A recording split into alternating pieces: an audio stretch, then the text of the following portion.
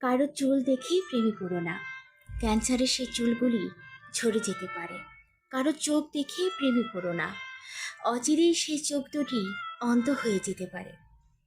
কারো চেহারা বা সাদা চামড়া দেখে প্রেমে পড়ো না, কোনো দুর্ঘটনায় সেই চেহারা বা সাদা চামড়া ঝলসে যেতে পারে। কারো কণ্ঠস্বর শুনে প্রেমে পড়ো না, সেই কণ্ঠস্বর যদি বোবা বা বধির হয়ে যায়, তখন তার প্রতি তোমার আর কোনো মোহ থাকবে না। কারো ব্যক্তিত্বের প্রেমে পড়ে দেখো, কারো হাসির প্রেমে পড়ে দেখো, সেই ব্যক্তিত্বের প্রেমে পড়লে সেই মোহ তোমার চিরকালই থাকবে। ভালো লাগা এবং ভালোবাসার শব্দ দুটো কাছাকাছি হলেও এর মধ্যে রয়েছে বিস্তর ফারাক।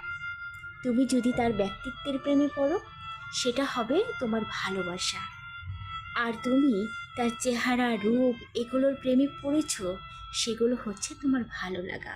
আসলে মানুষের বয়সের সাথে সাথে এই চেহারা রূপ যৌবন কিচ্ছু থাকবে না, থাকবে সেই মানুষটির ব্যক্তিত্ব। এগুলো যতই বুঝতে পারবে ততই তোমার জন্য মঙ্গলজনক। এই কারণে কোনো মানুষের ব্যক্তিত্বের প্রেমে পড়ো, তার চেহারা রূপ লাবণ্যের প্রেমে পড়ো না।